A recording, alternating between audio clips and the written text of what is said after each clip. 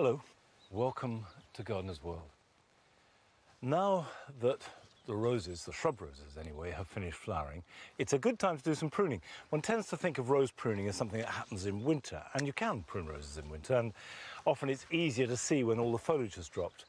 But actually, these shrub roses, the gallicas, the albas, the damas, produce their flowers on the previous year's growth. So if we just neaten them up slightly, taking off these long shoots that either are out of proportion with the rest of the shrub, or maybe so long that there's a risk of them rocking in winter winds, just trim them back. Just take them back. Don't worry too much about where you cut or what angle you cut or anything like that. These are tough plants. I often prune roses with a pair of shears, and they're perfectly good. Now, coming up on today's programme, Arit visits a brownfield site that has been transformed into a beautiful wildlife garden. It's not just the stuff on top, there's lots of things going on underneath as well. Okay, I'm intrigued to find out more about that. We meet a gardener who has created his very own Japanese garden in the middle of Bristol. When I walk through my garden, it fills me with pleasure, happiness, and it puts a smile on my face. And Rachel visits the garden of hairstylist to the stars, Sam McKnight, and discovers his love of packing borders with floral joy. This is definitely me in plant form, and it gets more and more me as the seasons go on. It seems like the flowers really are the stars for you. That's what shouts at me, and that's what I respond to. I mean, look at that. I mean, it's extraordinary. And I'll be adding to the borders that I made last year on the mound.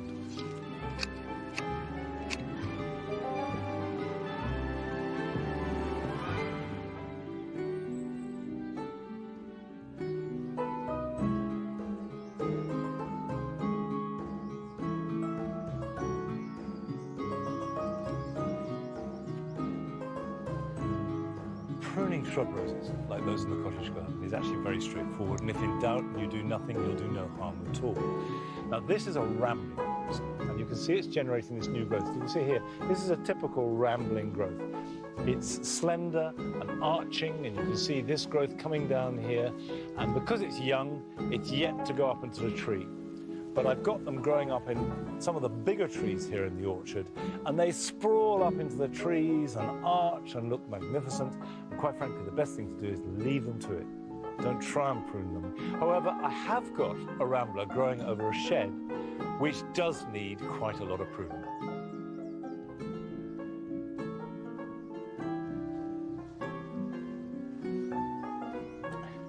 On the side of this shed, I've got this rambler, Felicity Perpetuae. It's quite a vigorous rambler. And the intention was to grow up, cover the roof of the writing shed, and then go on up into the trees. And that would have looked wonderful. But you can see, look at the way it's growing. It's going as far away from the trees as it possibly can.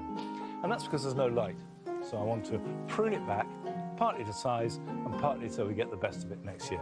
Now, before I do that, I've actually got to hand a bit of protection, because this is a prickly one. Now you can see here, this nice green shoot, that's going to be next year's flowers. And what you try and do with a rambler is have a number, maybe 5 or 6 really strong shoots from the base of the plant. And that means if you want to prune an old one out, you need to do it right down at the bottom, not like a climber, where you're getting this network on the side of the wall.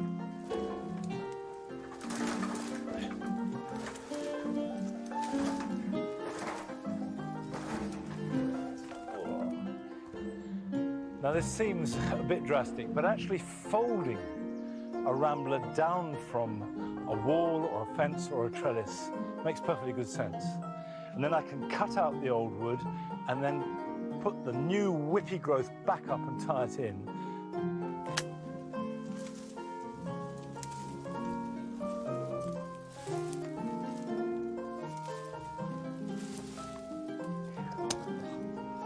So what we're left with is a much reduced structure, but consisting almost entirely of new vigorous growth that will carry next year's flowers, we hope. There we go. There we go.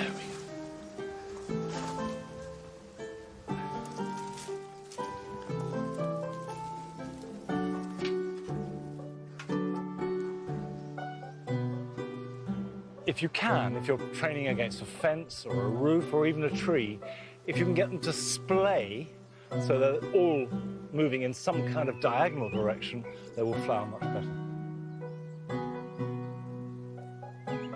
We now have a very simple structure of nice new whippy growth that will carry side shoots and will have flowers next summer. And believe you me, this is a vigorous rambler. This will cover that roof easily by next June. And if I had pruned it regularly, there would be no need to be so radical.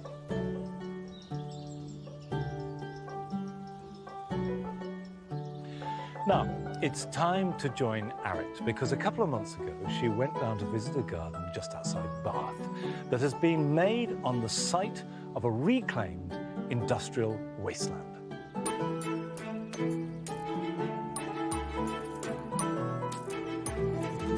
Would you create a garden on an industrial waste site, impoverished soil and loads of rubbish? Most of us would probably run a mile, but garden designer Jo McCurr stood her desolate ground and wow, look at this. This 2.5-acre garden has a pond, gravel garden, herbaceous border, but its centrepiece is swathes of wildflower meadow.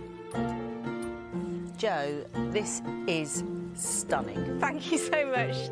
I hope you can see sort of the diversity, the life that's in it as well. Well, that's it. I mean, that's why I'm kind of looking around the whole time. Of course, there's the beautiful flowers, but there's things darting up and down in front of me as well. So it feels really alive, but equally, I feel really calm. It's not just the stuff on top, but there's lots of things going on underneath as well. OK. I'm intrigued to find out more about that. What do you mean by what's going on underneath? Well, the site's got a really interesting post-industrial history. It was a brownfield site, so that's the Somerset Coal Canal tunnel. So the canal used to run through here, Wow. bringing coal. And then we had the Somerset and Dorset Railway take over, and I have a railway line running through it. So the place has been mauled and scarred by industry. So when I came here, it's sort of been taken over by wilderness. Right. And I thought initially, great, it's a blank canvas, I can sort of do my garden design wonders on it. But far from it, it wasn't blank canvas at all. I hadn't realised at the time brownfield sites are really, really precious resources for quite rare wildlife, bats, birds, insects. And I started finding things here, and so instead of doing an immediate overhaul of the place, I unpicked it gradually, and I had to build different habitats.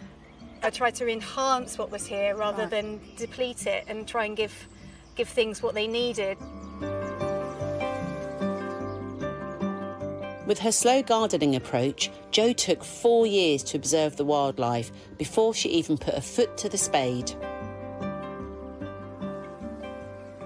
I love these steps, Jo. Thank you. Yeah, they're a bit difficult to get down now these days. But I like that. I like the challenge. And looking at this gorgeous meadow, was this naturally contoured like this? No, they weren't. We had piles of rubble, and they were the sort of remains of the post-industrial site.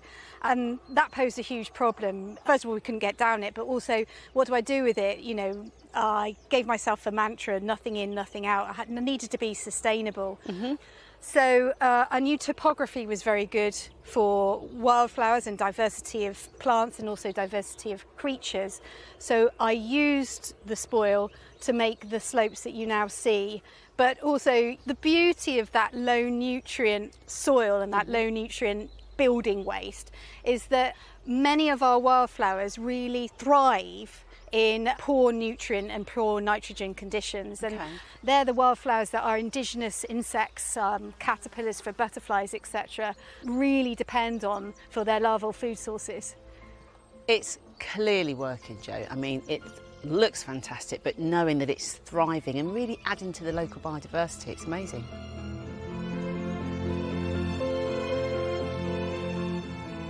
Jo took the waste materials on site, not only to reconfigure the shape of the land, but to create diverse nooks and crannies where wildlife could thrive. Here, all the stone that was left has created this habitat wall, which is fantastic for newts and frogs, toads, even slow worms to be able to overwinter. And this beautiful herbarium is literally sitting in the crushed up concrete and sand that she found around the site. Perfect conditions, dry, free draining, and again gets the sun. Nothing goes to waste. And that's what we've got to take inspiration from. Having a look around our gardens, it may look like trash, but can we recycle it, upcycle it, let it become a habitat, maybe even a seat? Gardening this way is about a much bigger picture. With numbers of butterflies, moths and mammals having decreased in the last 50 years, Jo wanted to do her bit to redress the balance. She's sown over 100 varieties of wildflower to offer food and shelter. You've got such a huge variety of plants in here. Pick out a few for me that are your favourites. Clover is one of my all-time favourites, and we've got two here. We've got the red clover, and we've got this little yellow thing here called black medic.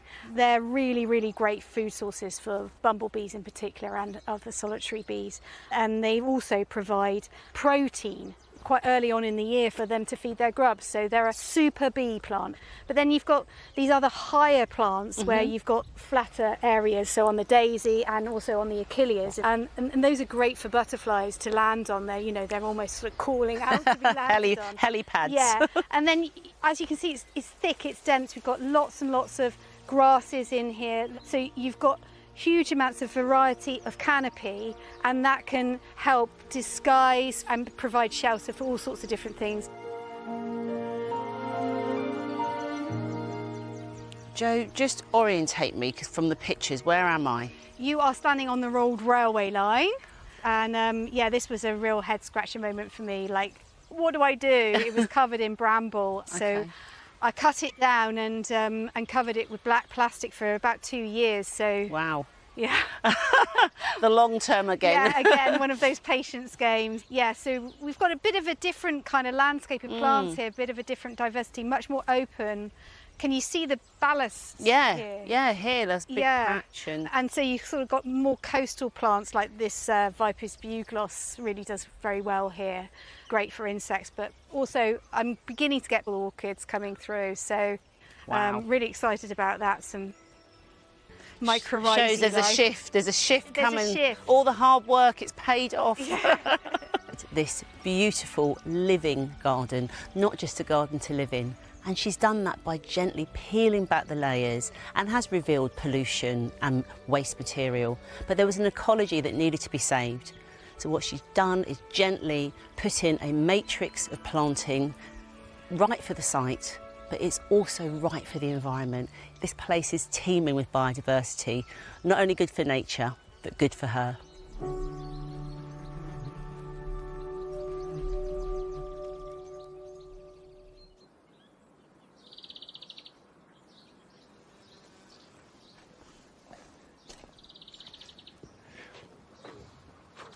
Well, this is not an industrial reclaim site, but actually it is an agricultural reclaim site, because underneath the herb garden here is solid stone.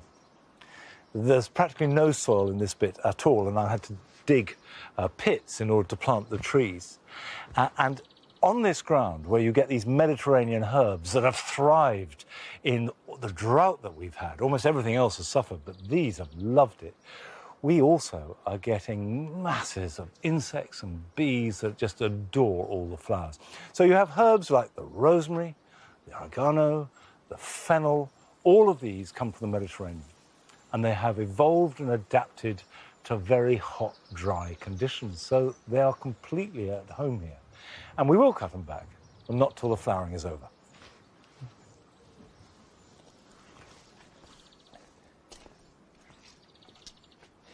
You may remember that one of the jobs I gave you, and I distinctly remember it was the 1st of April, was to cut back any sage bushes you had and cut them back hard. And I did these too. And they were just woody stubs. There was barely any sign of life at all. And look at them now. And that's one of the great things about these Mediterranean shrubby herbs, like rosemary or sage or thyme, is you can cut them back hard. And in fact, it's a good idea to do that because then you get nice soft growth, which is much better for cooking with. But you don't need a garden to grow herbs. Most herbs will grow really well in a container.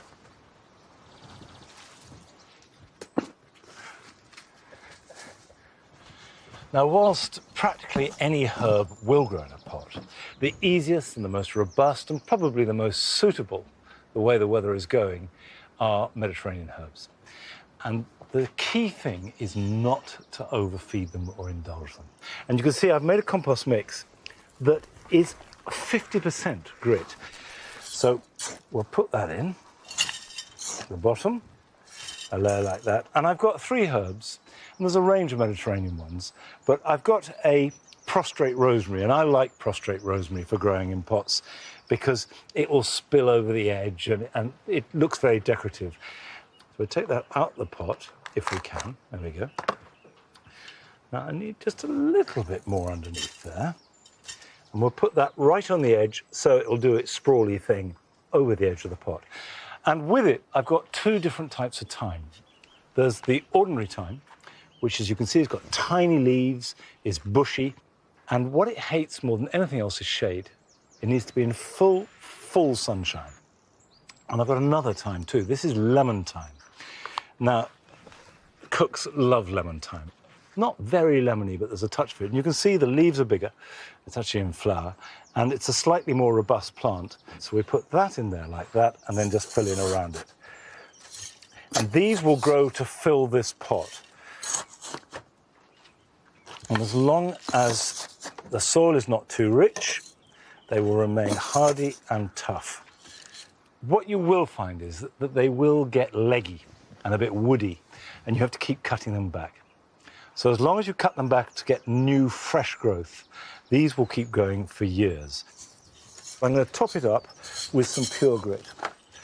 So that gives us a Mediterranean little pot of herbs to go in a very sunny place that will take any amount of hot, dry weather that you can give it. Now, talking about blazing sun, we're going off to Florida now to visit one of your gardens. Hello, Gardeners World. I'm Lainey, and I'm from Orlando, Florida, and I want to show you my garden. I've been gardening for about 4 years now, and what started as a vegetable garden to feed my family has quickly turned into a flower garden as well. Our springtime temperatures are reaching the mid-90s, and right now I've got eggplants, beans, and cucumbers coming. I'm growing a range of flowers like marigolds, cosmos, celosia, zinnias of all different colors, sizes, and shapes. There is one thing growing in my garden that I am most proud of this year, and they are my dahlias. I've got all different types, colors, sizes, petal shape. This Dr. John Kaiser was started as a tuber, and this one, that I don't know the name of, started from seed this year. And after watching many episodes of Gardener's World, I felt confident I could make more dahlias from cuttings. I struggled with growing dahlias in the past, but have done a lot of research and figured out that I can grow dahlias even in my hot climate. Thank you all for watching. I hope this encourages you to grow something that you thought you couldn't grow in your garden.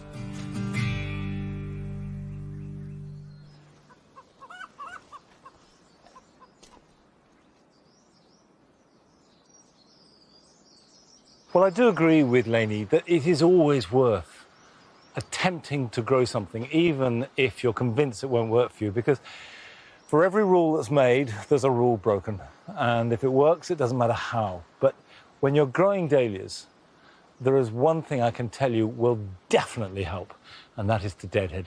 And if you're not certain about when a flower is spent or when it's a bud, there is actually a rule that helps.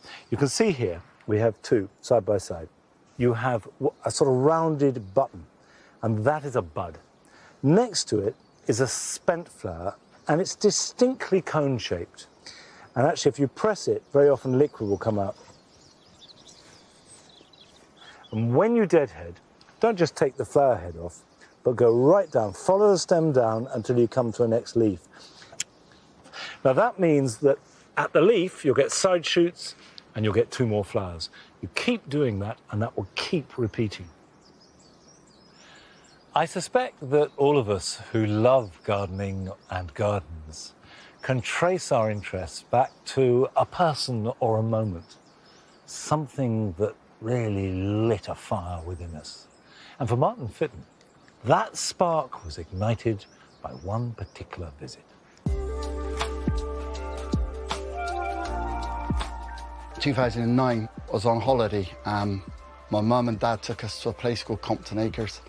We walked through the Japanese garden, and I walked through and I thought, wow, I want to create this at home. I've never seen a Japanese garden before. So to see something like the tea house in a garden, it's not like a garage or it's not like a normal garden structure. I wanted to go home straight away and start on it because it's something different to the typical English garden.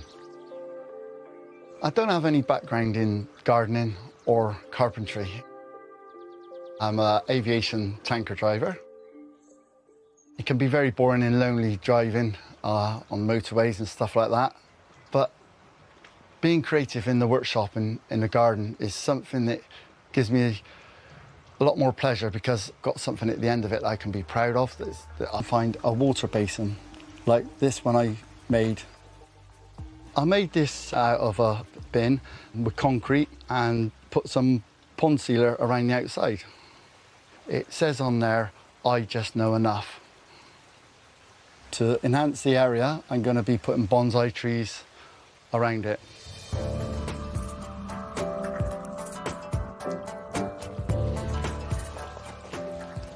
In this part of my garden is the Zen garden.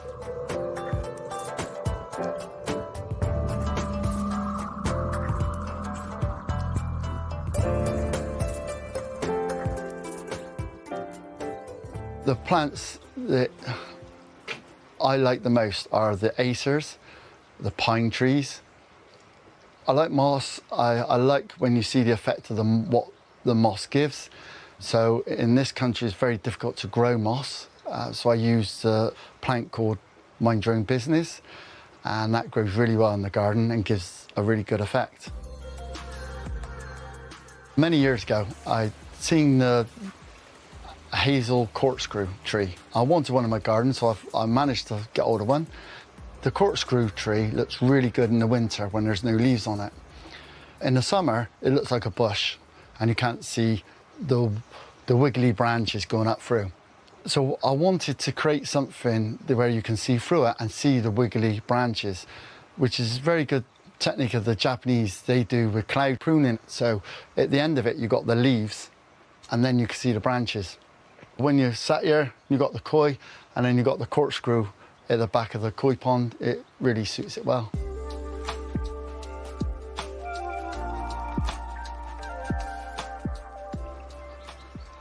Now I've sort of like come to the end of building my garden. Oh, there's a lot more to do, but the structure of my garden. And now with the plants in the places I want it, and I've got more of an idea of how I want the garden to be in the future. And when I walk through my garden, it fills me with pleasure, happiness. Sometimes I go, wow, I just got to take a picture of it because I've created something different. And that gives me a sense of achievement. Everything you see is built by myself. And it puts a smile on my face.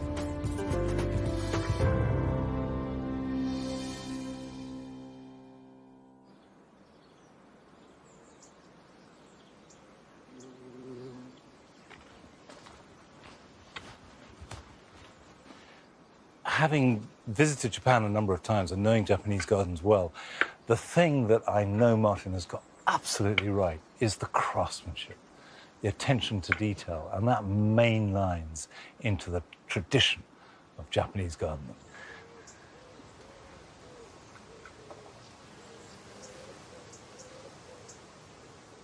There's a row here of foxgloves, which we sowed from seed, pricked out into plugs, and then when they were big enough, planted in a few rows into the soil and have left for the last 2 months or so to grow into nice big plants.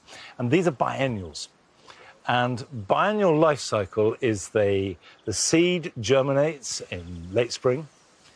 Then you get a small plant that grows until it's fairly fully formed and has got a decent root system, then goes dormant from about the middle of October to the end of February, and then it's in a good place to grow fast, produce flowers, which will then set seed, and so the cycle continues. So these now have got a decent root system. You can see they've got good foliage, so they're ready to be transplanted to their final flowering position. And if I just lift them, starting at this end,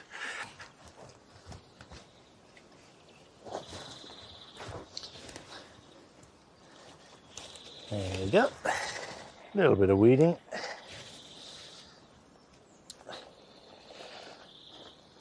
The roots will have established a bacterial and fungal relationship with the soil. So if I can take a bit of soil with it, that will help even though it's going in another part of the garden and the soil is roughly the same. You don't want to clear the soil off the roots before transplanting. So I'll pop that in there. And now I can take that to plant out where I want them to flower. And still to come on today's programme. Rachel visits celebrity hairstylist Sam McKnight and discovers his love for colour. When I see this sort of pastel colours, I remember a Chanel show we did with sugary pastel colours like this. All these colours here are such, and I'm taking pictures all the time, so we use them as in colour references all the time.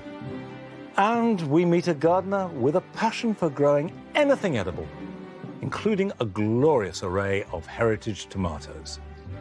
I will take moments out of the day to just walk outside, and I'll go and walk around the greenhouse and just see what's coming ripe, and it's a moment of calm and a moment of peace.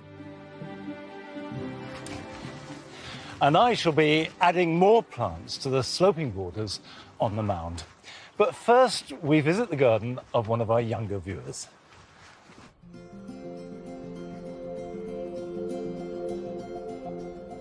Hello Gardeners World, my name's Sylvie, I'm 8. I live in Devizes in Wiltshire. I want to show you our greenhouse, which is made out of recycled windows. Our house used to have old drafty and cold sash windows, and when we had them replaced with new double glazed warm windows, we were left with all the old ones, which we thought would make a perfect greenhouse. So we dug foundations, we laid the windows out on the lawn, measured the walls, and put a roof on top. Papa likes wood turnings, so he made us some finials. Here's our greenhouse today.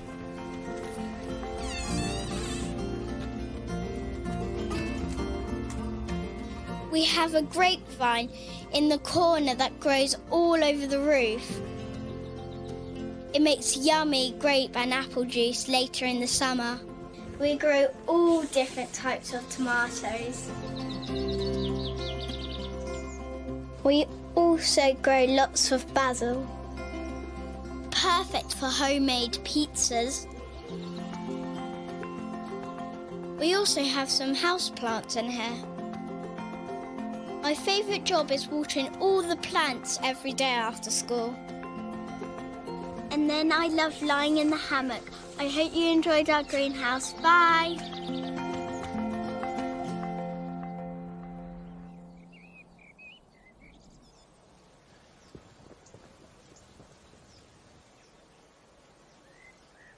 I think your greenhouse looks fantastic, Sylvie. And like you, I love homemade pizza with tomatoes from the greenhouse and basil.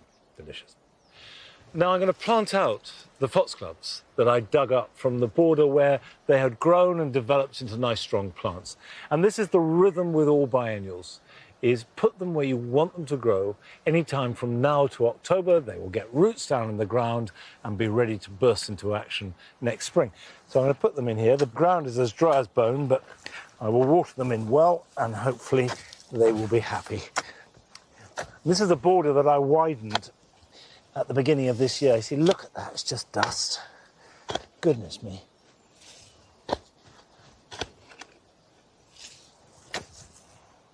So I'll give it a really good soak. So I'll take one out, trying to keep as much root as possible. There we go. Pop that in there. I'm going to water that in before I backfill it, which means that the water will get under the roots as well as around them on top, because otherwise this very dry soil will act like a sponge and just soak it up before it gets down in the ground. So we'll just put some water in the hole, like that. Let that soak in, and then backfill around it. And then put more water on top.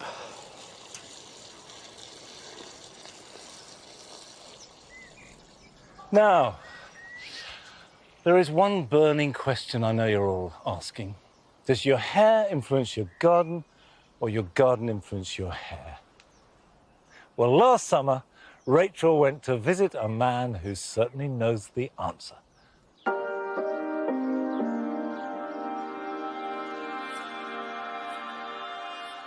You might not know Sam McKnight, but you'll certainly recognise his clients. He's a renowned hairstylist for Glossy magazine photo shoots and catwalk shows, known for his work with Kate Moss, Tilda Swinton and Diana, Princess of Wales. Constantly travelling the world, this city garden has become his place of sanctuary. So where has the inspiration come from for all of this? How did it start? I never really had a desire to have my own garden until about early 2000s, when I used to live not too far from Regent's Park. And I used to spend a lot of sunny afternoons renting a deck chair, reading a book in the Queen Mary Rose Garden. So that started me thinking about maybe getting an outside space of my own, because I'd always lived in a block of flats before.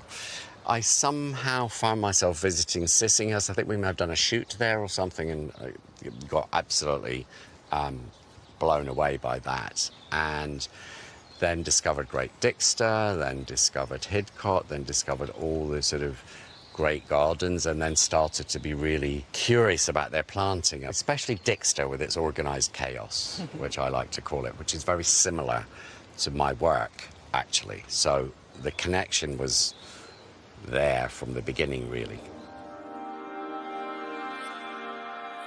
After finding this garden and its house, Sam set about creating his colour-filled dream garden.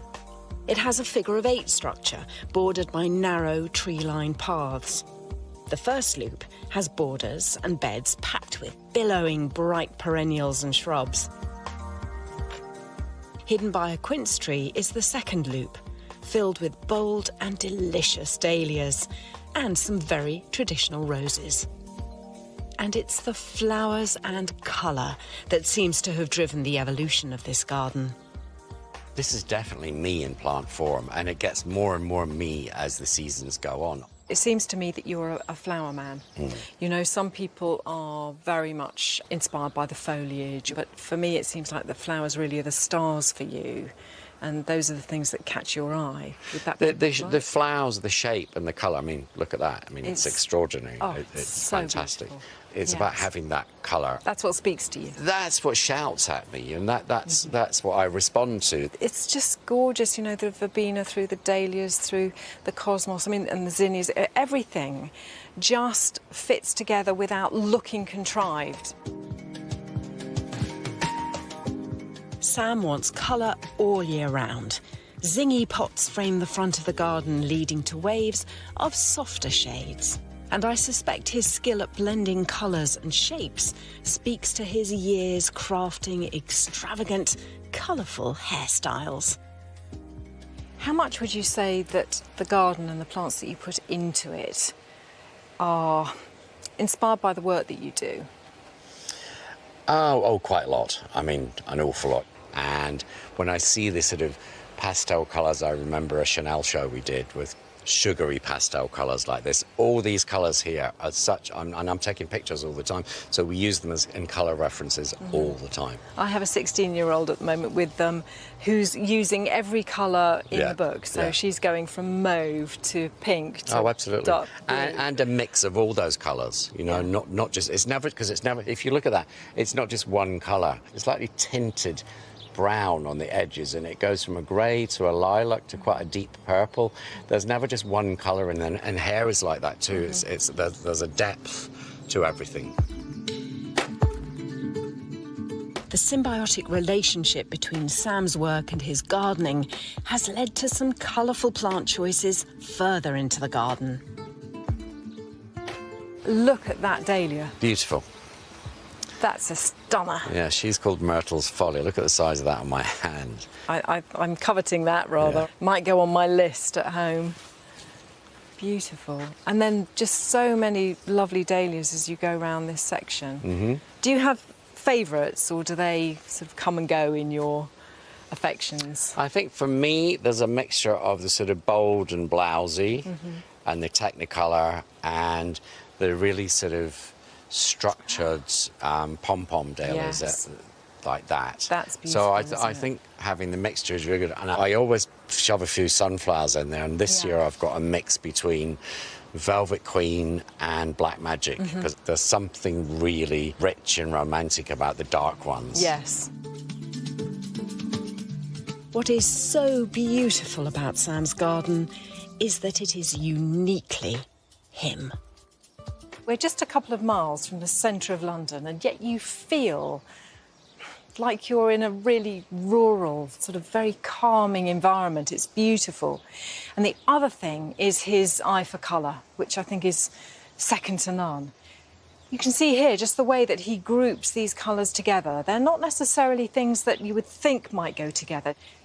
And texture as well here. Look at this froth of cosmos foliage, with the verbenas, the dahlias, everything else just popping up through. And in fact, if he was inspired by Dixter, I think this is where it really shows in these ranks of pots just either side of the terrace here. You get the sense that nothing escapes him. He sees every single detail, and it shows.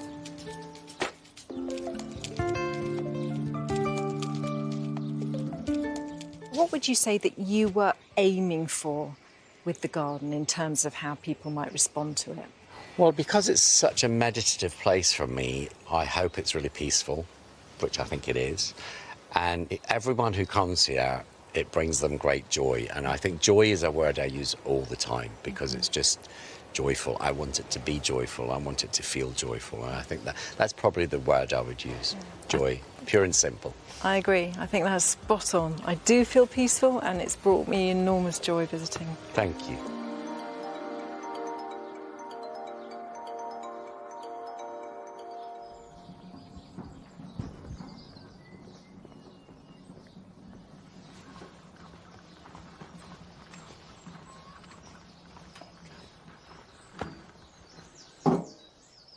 Well, I think if you can create joy for yourself and everybody who comes to your garden, that is the definition of a good gardener.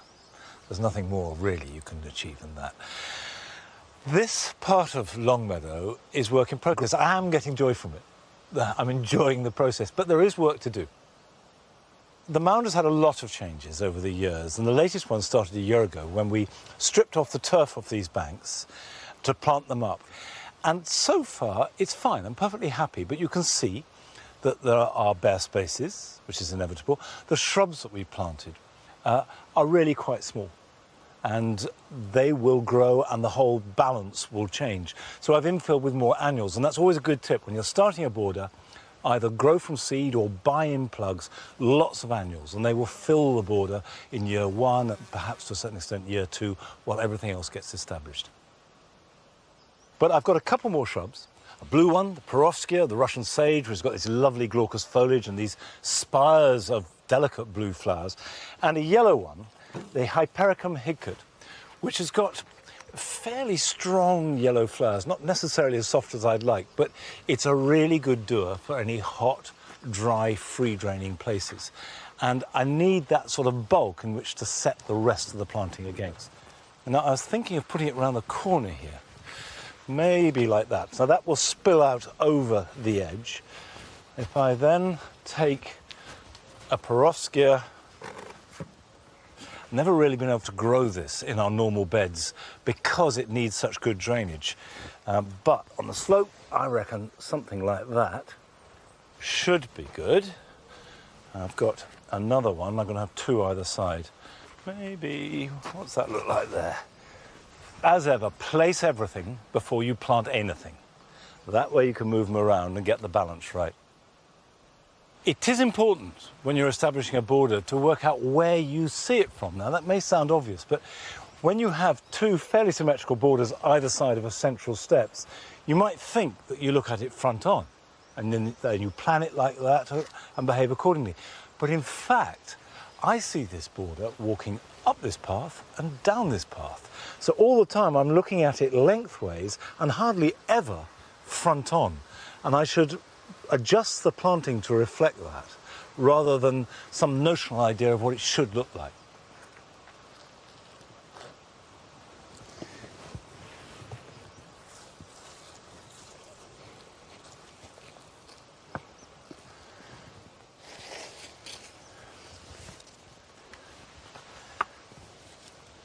Now, however drought resistant a plant is, however much it likes good drainage, it will need watering in when you plant it, and watering in well.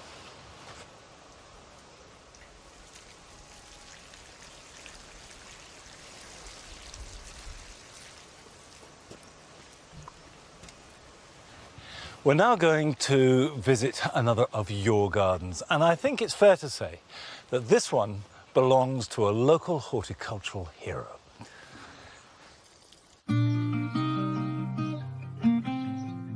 My name's Patrick. Welcome to my garden. I'm just going to walk around now and check all my plants, because I haven't seen them for a while because I've been busy with my sister. So I'm just going to walk around and look at my dahlias at the moment, which are coming on very nicely, and my trailing begonias. And I've got quite a mixture of plants here. I've got a tree fuchsia that I've had for quite many years, and for the last 2 years it hasn't flowered. And I've got some advice, and they said you ought to change the pot and put it in a bigger pot, which I have done. It didn't flower last year, unfortunately. I'm hoping, and I talked to my plant, so I'm hoping it's going to flower this year. It's a little bit early at the moment, but anyway, I'll keep my fingers crossed. And then I've got various other shrubs, camellias and astromeras and all different shrubs, lavenders, you name it. I think I've got it here. Over 100 pot plants to look after and tend to. It keeps me out of mischief anyway, so I'm quite pleased with it.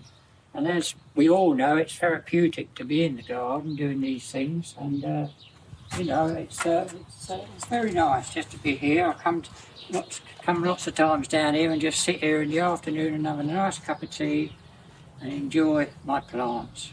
So really, that's about it. It's just very nice to be here. Anyway, thank you for listening, and bye for now.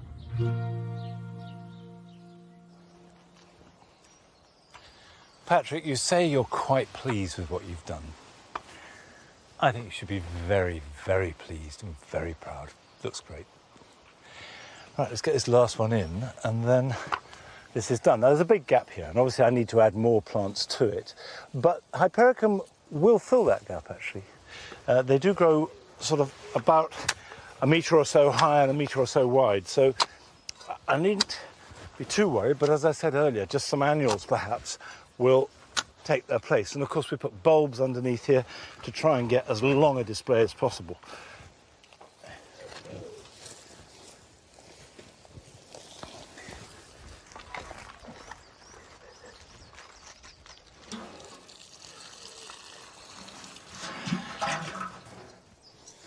Now, it's interesting that gardeners after a while tend to veer towards either growing vegetables and fruit and edible plants or towards the more decorative side. And traditionally they haven't overlapped hugely. But increasingly young gardeners are ignoring those boundaries. And we went to visit Lucy Hutchings in her garden in Suffolk. And Lucy is one of those gardeners that sees beauty in every kind of edible plant, and not just beauty, but also the well-being that they bring to her.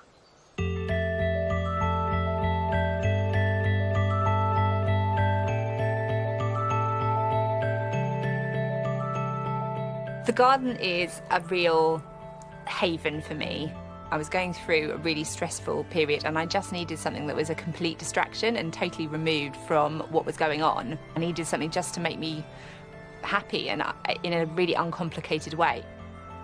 I will take moments out of the day to just walk outside, and I'll go and walk around the greenhouse and just see what's coming ripe, and it's a moment of calm and a moment of peace.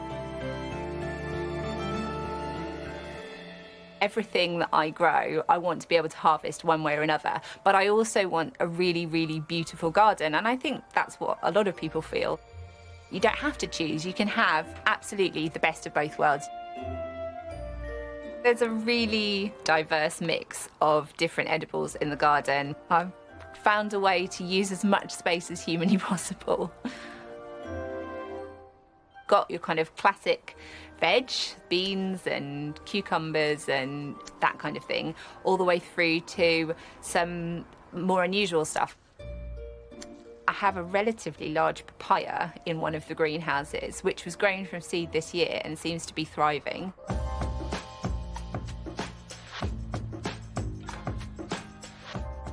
My favourite plant to grow has always been and remains tomatoes. I just love them. As plants, they give me a lot of reward. And for me, they're like little objects of art. An absolute rainbow of jewel-like colours, and they're so beautiful to grow. But also, from a production point of view, I can realistically grow all the tomatoes that we need as a family for the whole year in my greenhouse, which I think is really lovely to be able to do. I would probably have to admit that I am slightly obsessed by tomatoes, but that's fine, I can admit my faults.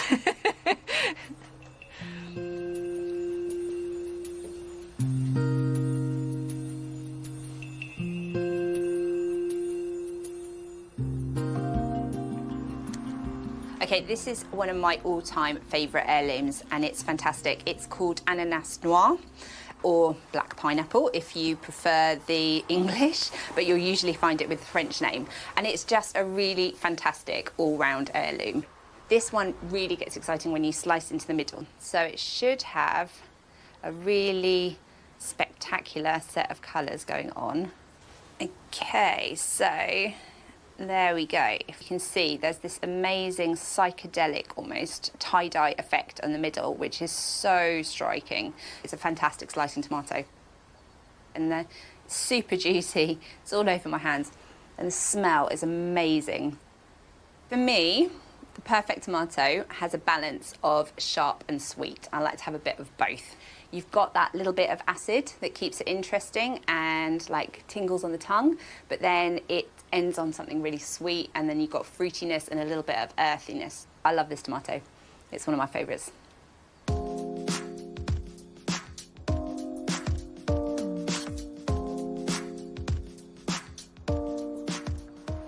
So this tomato is called striped stuffer, and it's a red tomato, and you can see it's got like speckled yellow stripes down it, and it's usually quite relatively large and heavily ribbed. If you like cooking with tomatoes, this one does something really different, and that's why I like it. So you should be able to cut off the top, just like that, and then you can see that it's hollow inside. You can see the gaps. This central section where the seeds are grows in a relatively tight ball, so you should be able to scoop that whole middle part out in one go. And then you've got a lovely hollow tomato ready to stuff, and then you should be able to just pop the top back on and roast.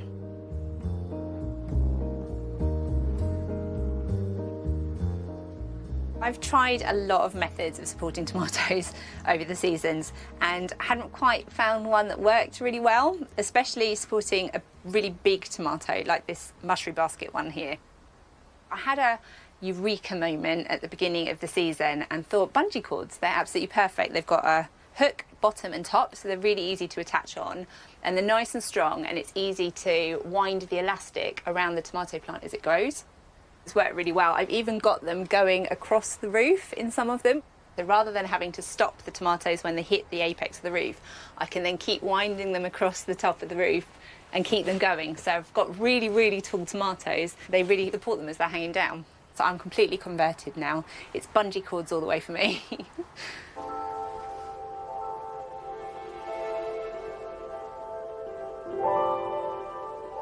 Tomatoes are a big part of what I grow, but I grow a huge amount of other edibles as well, all through the rest of the garden. So, like a lot of people, I have not had the luxury of a massive garden, but I have absolutely zero self-control and I want to grow everything. You do not necessarily want to have to choose between having a beautiful garden and having a really productive one. I've got 10 squash plants on this tunnel in a really, really small footprint, and it's allowed me to plant loads and loads of stuff around them as well and really make the most of space. Then you've got something that's really doing both the edible and the ornamental job really, really well. I've got some massive tromboncinos just on the end of it there. Everything's all interplanted, and the effect is really, really beautiful. I bring colour in with edible flowers like these physalis and peppers and sunflowers. This is peppermint chard. The name has nothing to do with the flavour. It doesn't taste minty. It's named because of these neon pink stems that look like candy canes. It gets so big and will reliably produce greens for a good year or so. My garden is a huge source of pride and joy for me. It's important for me to show just how beautiful edible plants can be. And I feel really privileged that I get to share that with people and hopefully inspire them a little bit about just how much is possible with edible planting and edible growing and different ways to make the most of the space that they've got.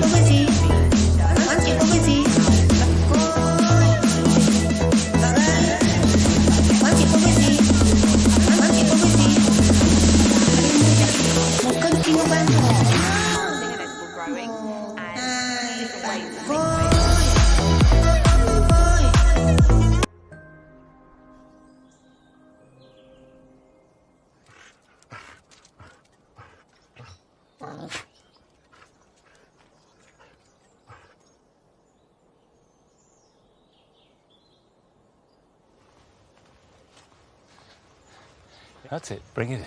There's a good girl. Now, Nellie, given that you are a star, would you like a star? Would you like a star for yourself? You have to sit down. There you go. Good girl. I can't begin to match the range of tomatoes that Lucy's growing, but I've got a few different varieties. And actually, I'm growing rather less this year than last year because we had a glut. And with tomatoes, obviously you want to pick them when they're ripe and eat them as soon as possible. Most of the tomatoes that you buy will have been picked not fully ripe, with a nice hard skin, so they transport well, but that means they never develop their full taste. Now here you can see, obviously, the green ones are not ripe, the orange ones are ripening, and this red one might well be ripe. And I'll test that simply, will it come away in my hand? And the answer is yes, really easily. So that's perfect. That has got a lovely soft flesh. And I always feel that with a tomato, it should almost feel like a red bag. filled with that sort of acidic sweetness of the juice and the pulp and the seeds. It shouldn't be a hard red thing that you almost feel you can bounce like a ball. And when you grow them yourself, that's the joy of being able to harvest them when they're ripe. Beautiful. Now, as well as tomatoes, I've got chilies growing in here, and the chilies are beginning to ripen too. And chilies share the same sort of conditions as tomatoes, but what I've learned over the years is they just need maximum light. That's the key thing, and as much heat as you can give them. So they're always going to do better in a greenhouse or on a windowsill. But if it is a windowsill, south-facing, the brightest one you can give them, which is why I've put them in the middle of the greenhouse on the basis that they should get the most light. It's important to pick chilies as and when they ripen, because once they're ripe, they will inhibit the production of flowers on the rest of the plant. So if you want to keep the production going, keep harvesting them, even though the plant looks lovely when it's festooned with bright red chilies. So that not only will give me the heat of a chili, but also because it's ripe, that touch of fruitiness, which is really important. Right, I will go through these and pick a selection, some of which I'll keep and some of which I'll freeze. But while I'm doing that, here's some jobs for you this weekend.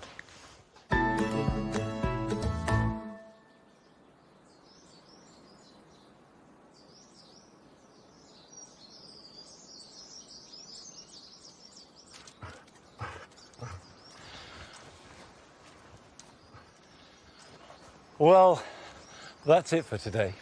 Time to take the dogs for a walk. But I'll see you back here at Longmeadow at 9:30 next Friday. So until then, bye-bye. Okay.